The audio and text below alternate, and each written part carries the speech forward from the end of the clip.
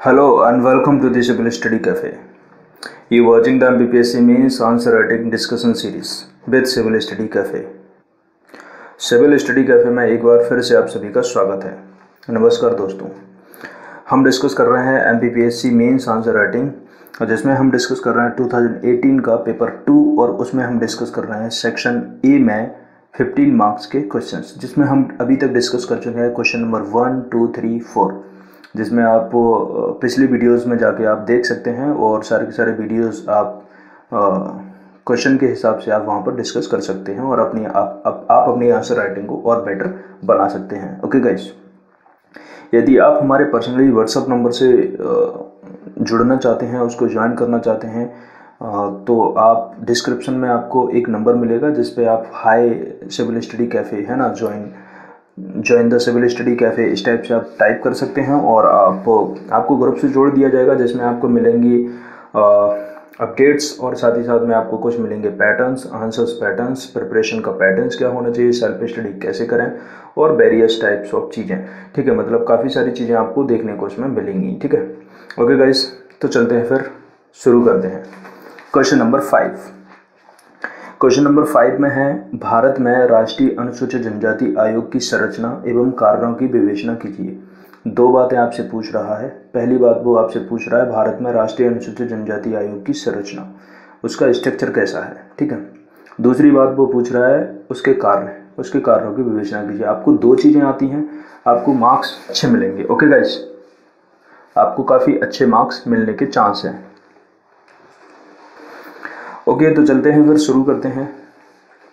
देखिए, आप इंट्रोडक्शन में आप यहाँ से स्टार्ट कर सकते हैं। इंट्रोडक्शन में आप लिख सकते हैं 1990 के 65वें संविधान संशोधन द्वारा एक विशेष अधिकारी के स्थान पर एक उच्च स्तरीय बहुसदस्यीय राष्ट्रीय अनुसूचित जाति और जनजाति आयोग की स्थापना की गई थी। कहने का मेन मोटिव हमारा ये है कि देखिए, 1990 से पहले अनुसूचित जाति और अनुसूचित जनजाति के लिए एक स्पेशल ऑफिसर रखा जाता था जो इस कार्य को देखता था। ठीक है, लेकिन 1990 में जब 65वां संविधान संशोधन हुआ तो उसमें यह प्रावधान कर दिया गया कि एक जो विशेष अधिकारी है उसके स्थान पर एक उच्च स्तरीय कमेटी की स्थापना की जाए और उस कमेटी को बहुसदस्यीय बनाया जाए, क्योंकि एक ऑफिसर अकेला इस काम को नहीं देख सकता, ये इम्पॉसिबल है। ठीक है, तो इसी प्रकार से कार्य को आगे बढ़ाकर ये कर दिया गया, यानी कि वो संस्था को बहुसदस्यीय संस्था बना दिया गया, जिसका नाम दे दिया गया राष्ट्रीय अनुसूचित जाति एवं जनजाति आयोग। ओके गाइस, उसके बाद फिर इसमें आगे चलकर फिर से फेरबदल किया गया, इसमें अमेंडमेंट किया गया फिर से, और अमेंडमेंट करने के बाद आपको पता होगा इसको पुनः 2003 में है ना 89वें संविधान संशोधन किया गया, और 89वें संविधान संशोधन के द्वारा इसे राष्ट्रीय आयोग, ये जो राष्ट्रीय आयोग है इसके दो भागों में इसको विभाजित कर दिया गया है ना, जिसमें हम आर्टिकल 338 पढ़ते हैं, जिसमें हम नेशनल कमीशन फॉर SC के बारे में हम पढ़ते हैं, national commission for schedule caste, और जो हम आर्टिकल 338A जो पढ़ते हैं उसको हम पढ़ते हैं national commission for schedule tribes. ठीक है, तो इस प्रकार से हमने इंट्रोडक्शन के बारे में थोड़ा सा डिस्कस कर लिया है। अब बात करते हैं हम स्ट्रक्चर के बारे में। देखिए, स्ट्रक्चर के बारे में आपको पता होगा संरचना कैसी है इसकी। दो बातें वो आपसे पूछ रहा है, एक तो संरचना और उसके दूसरे कार्य पूछ रहा है। यदि दो चीज़ें आपको पता है तो आपका आंसर अच्छा है। ठीक है, संरचना में क्या है आपको पता होगा। संरचना में देखिए, एक अध्यक्ष होता है और उसके नीचे उपाध्यक्ष होता है और साथ में 3 अन्य मेंबर्स भी होते हैं। ठीक है, और इनकी जो नियुक्ति होती है वो राष्ट्रपति के द्वारा की जाती है, आपको पता होगा। देखिए, आपको पता होगा 2004 से नेशनल कमीशन है ना, national commission for schedule tribes है ना, अस्तित्व में आ गया था 2004 से। ठीक है, 2003 में अमेंडमेंट कर दिया गया था, 2004 से ये अलग हो गया था। ठीक है, तो इस प्रकार से गाइस हमने ये फिगर आपको दिख रहा होगा। ठीक है, इसमें इसकी जो संरचना है इस प्रकार से आप मेंशन कर सकते हैं। और अब देख लेते हैं हम नेक्स्ट पॉइंट के बारे में, यानी कि वो कारणों के बारे में बात कर रहे हैं। तो इसके आयोग के कार्य क्या होते हैं, इनके बारे में हम एक एक करके डिस्कस कर लेते हैं। ठीक है, देखिए पॉइंट नंबर 1, संवैधानिक समीक्षा। देखिए, कमेटी तो बन गई, ऑफिसर्स भी अपॉइंट कर दिए गए।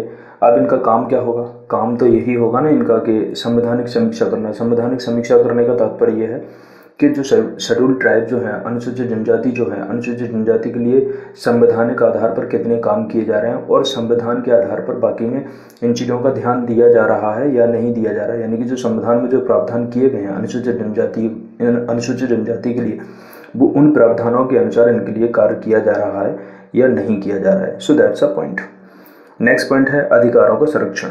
यानी कि जो संविधान में प्रावधान है जिनके तहत इनको अधिकार दिए गए हैं, जिनके तहत इनको अधिकार मिले हैं, उन अधिकारों के तहत इनका संरक्षण किया जा रहा है या फिर उनके अधिकारों का वायलेशन हो रहा है, उनके अधिकारों का हनन हो रहा है या फिर उनका कहीं ना कहीं उनके अधिकारों का हनन किया जा रहा है। ठीक है, इस प्रकार से ये सारी की सारी चीज़ें देखना एरिया वाइज, ये भी इनका मुख्य कार्य है। नेक्स्ट पॉइंट है अधिकारों की जांच करना। यदि संवैधानिक रूप से प्रावधान है इनके लिए और उसमें अधिकारों की बात की गई, अधिकारों के संरक्षण की बात की गई है, तो अधिकारों की यदि संरक्षण की बात की गई है और अगर अधिकारों का उल्लंघन होता है, इनके अधिकारों का हनन होता है, तो उसकी जांच भी होनी चाहिए।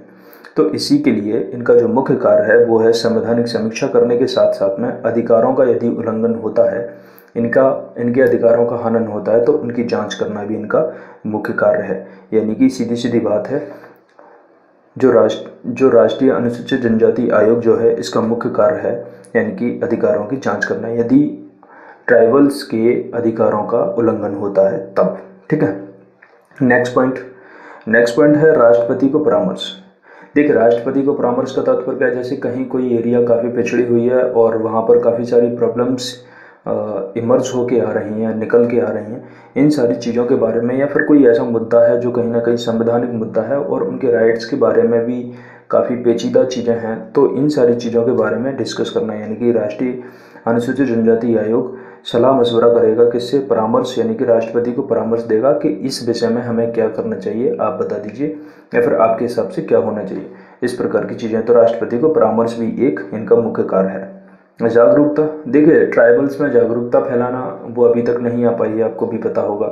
ठीक है, लेकिन हाँ फिर भी संवैधानिक अधिकार जो हैं, इनके जो अधिकार दिए गए हैं, इनको जो अधिकार प्रदान किए गए हैं, इन अधिकारों के बारे में इनको अवेयर कराना, इनको जागरूक करना, ताकि ये अपने अधिकारों की खुद सुरक्षा कर पाएँ, उनका संरक्षण कर पाएँ। ठीक है, तो ये भी इनका एक कार्य है। न्यायिक शक्तियाँ, देखिए राष्ट्रीय अनुसूचित जनजाति आयोग चाहे राष्ट्रीय अनुसूचित जाति आयोग, दोनों को ही न्यायिक शक्तियाँ प्राप्त हैं, यानी कि ये कार्रवाई भी कर सकते हैं। ठीक है, तो इस प्रकार से ये सारी की सारी चीज़ें हमने डिस्कस की, यानी कि इनके कार्यों के बारे में भी हमने डिस्कस कर लिया और साथ ही साथ में हमने इसके स्ट्रक्चर के बारे में भी हमने डिस्कस कर लिया है। ओके गाइस, इस प्रकार से देखिए आपको पता होगा वर्तमान में जो प्रॉब्लम है ट्राइबल्स को लेकर, जो प्रॉब्लम्स हैं, चाहे वो आधारिक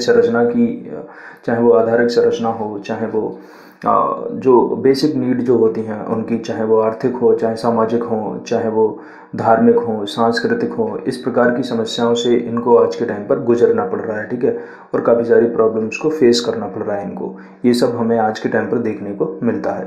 तो इस प्रकार की भी ये समस्याएं हैं। तो इस प्रकार से गाइस हमने बॉडी पार्ट के बारे में डिस्कस किया। ठीक है, और इस प्रकार से आप एक बैलेंस अप्रोच फॉलो करके आप बॉडी पार्ट मेंशन कर सकते हैं।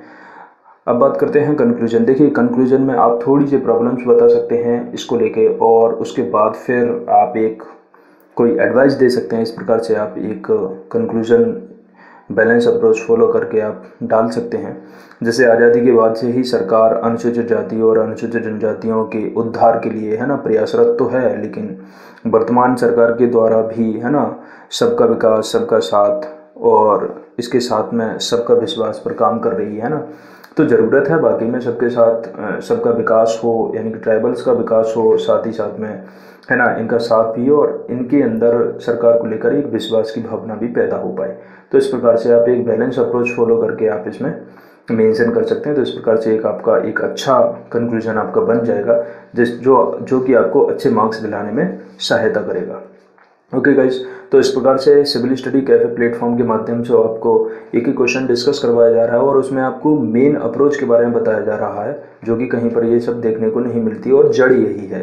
यदि आप इतना समझ गए हैं तो आपकी सारी की सारी चीज़ें क्लियर हो जाएंगी। और आई होप आपको वीडियोस पसंद आ रहे होंगे। यदि आपको वीडियोस पसंद आ रहे हैं तो ये ज़्यादा से ज़्यादा लोगों में शेयर कीजिए और नंबर इसका बढ़वाइए ताकि हम सिविल स्टडी कैफ़े की जो फैमिली है उसको जल्दी से जल्दी हम इनक्रीज कर पाएँ। Okay guys, so thanks for watching this video. जय हिंद।